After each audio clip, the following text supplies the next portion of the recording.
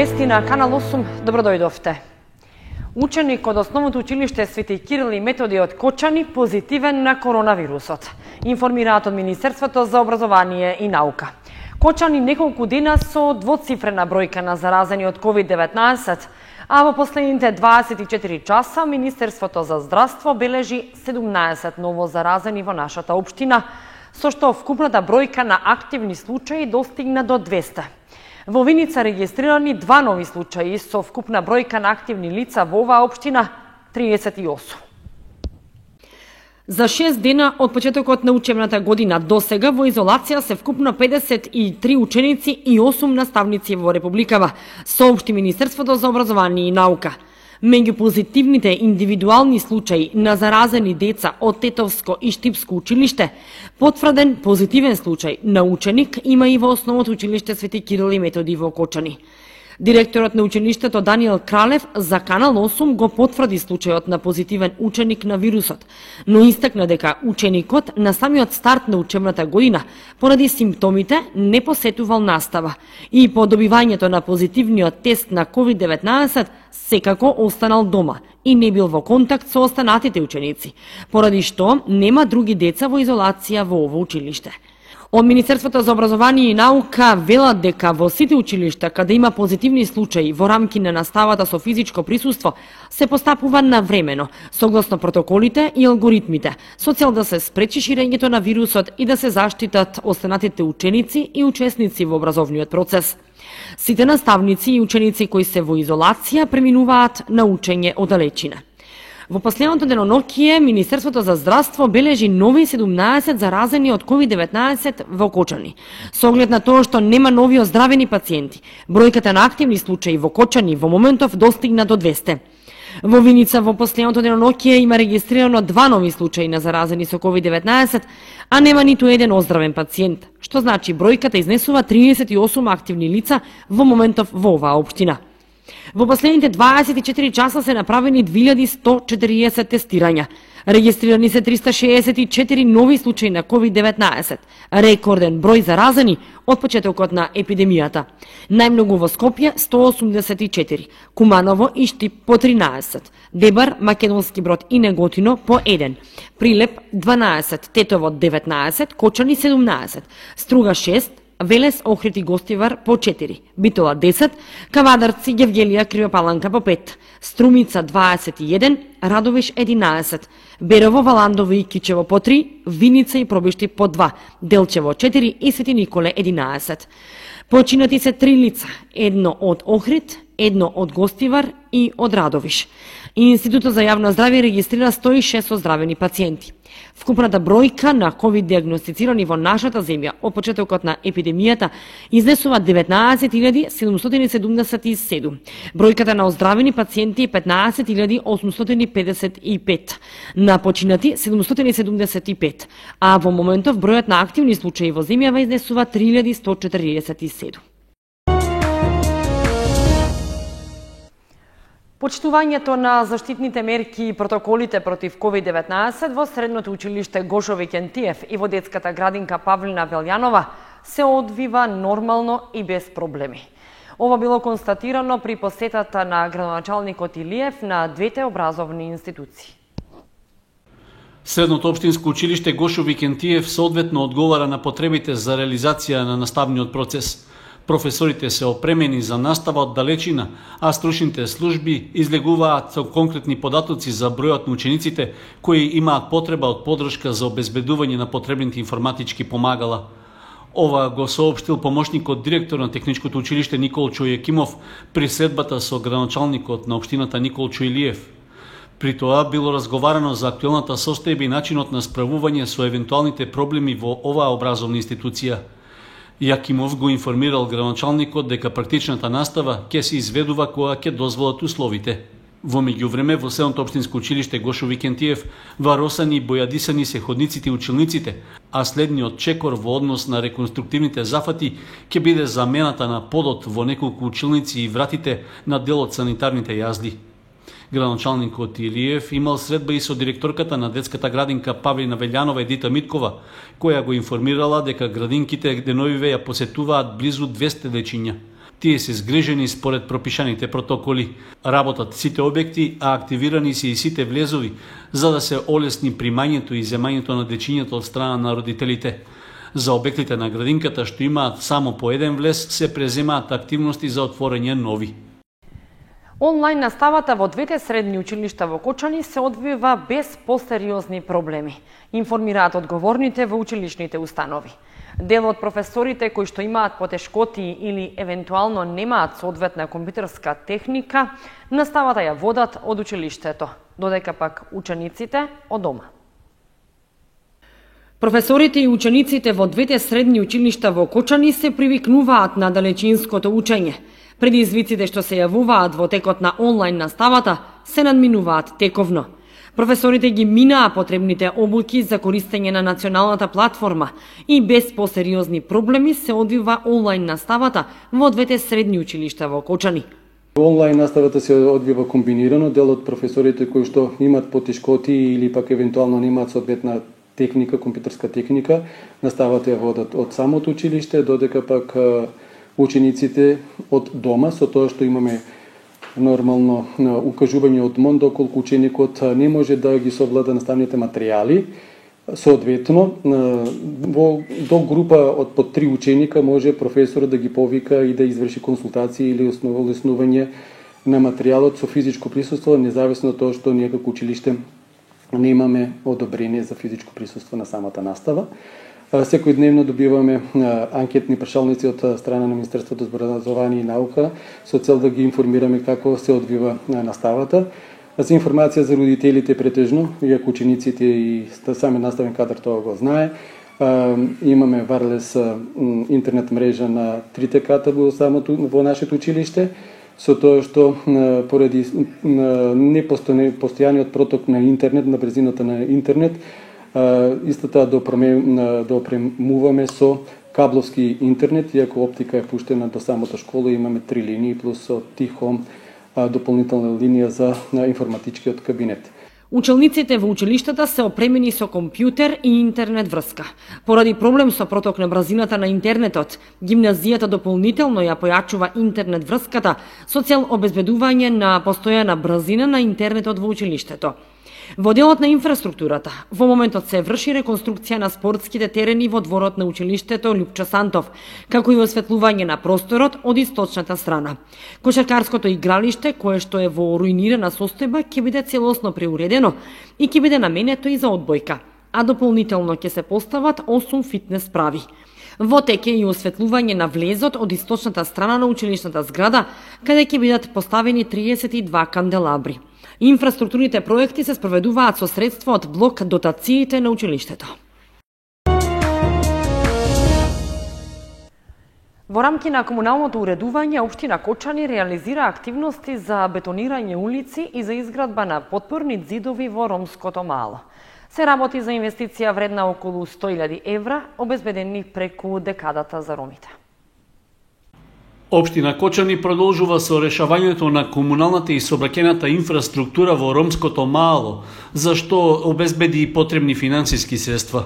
На спојот меѓу улиците Стив Наумов и Гроздан Трифунов во близина на улицата Славчо Стоименов веќе е почната изградбата на потпорен ѕид. Изведувачот на градежните работи денови е ангажиран на разбивање на постојните армирано-бетонски ѕидови и транспорт на градежниот шут. Според проектот, до новиот потпорен ѕид ќе бидат изградени и пристапни скали. Со овие градежни активности е почната реализацијата на проектот бетонирање улици и потпорни ѕидови во ромското мало во Кочани. За оваа намена се обезбедени 6 милиони денари преку буџетот на владата, а утврдени во буџетот на општина Кочани за поддршка на имплементацијата на декадата и стратегијата за ромите. Според планираниот проект, опфатено е бетонирање на 4 крака од улицата Стамен Манов со вкупна должина од 1134 метри. Исто така ќе се бетонираат и 2 крака од улицата Партизанска во вкупна должина од 136 метри. На едниот уличен крак од оваа улица ќе биде изграден и потпорен ѕид. Општина Кочани планира за реализација на годишната програма за комунално уредување да потроши околу 55.000 евра, што ќе се наменат за изградба на тротоари. Според најавите, активностите главно ќе се реализираат во централното градско подречје. Близу 3 милиони и 400 илјади денари е сумата што локалната самоуправа на Кочани ја планира за изградба на тротоари на повеќе локации во градот.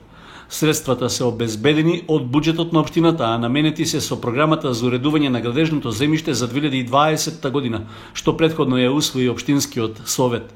Според техничката спецификација во тендерската постапка за избор на изведувач на градежните работи, ќе се градат нови тротоари кои ќе добијат бекатон плочки на површина од 3400 метри квадратни.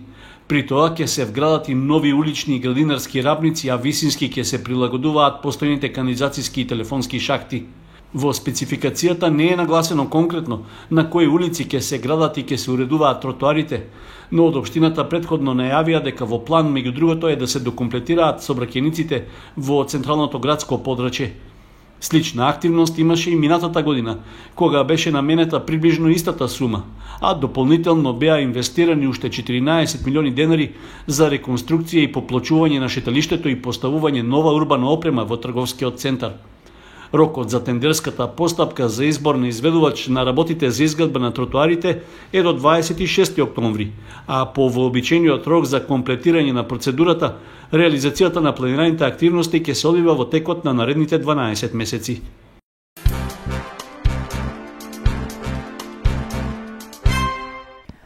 Со мал број активности и скратена програма поради здравствената криза со COVID-19 ќе бидат одбележани двата значајни датуми за слепите лица. 8 октомври, светскиот ден на лицата со оштетен вид, и 15 октомври, меѓународниот ден на белиот стап. Кон одбележувањето се вклучува и Сдруженијето на слепи и слабовидни лица од Кочани. Сојузот на слепите во Републиката со пригодни активности и скратена програма поради светската пандемија со COVID-19 ги одбележува двата значајни денови, кога се подсетува за проблемите со кои се соочуваат слепите лица. 8 октомври, светскиот ден на лицата со оштетен вид, и 15 октомври, меѓународниот ден на белиот стап, признаен од Обединетите нации како символ на слепите лица. И Сдруженијето на слепи и слабовидни лица од Кочани се вклучува во одбележувањето на значајните датуми, подсетувајќи ги одговорните на она што недостасува и што е неопходно за функционирање на овие лица, посебно во делот на инфраструктурата, како и нелюбезноста со која се соочуваат овие лица од страна на граѓаните и од вработените во институциите. Во многу држави се одбележува на различни начини со различни манифестации, но оваа година, поради COVID препораките и протоколите,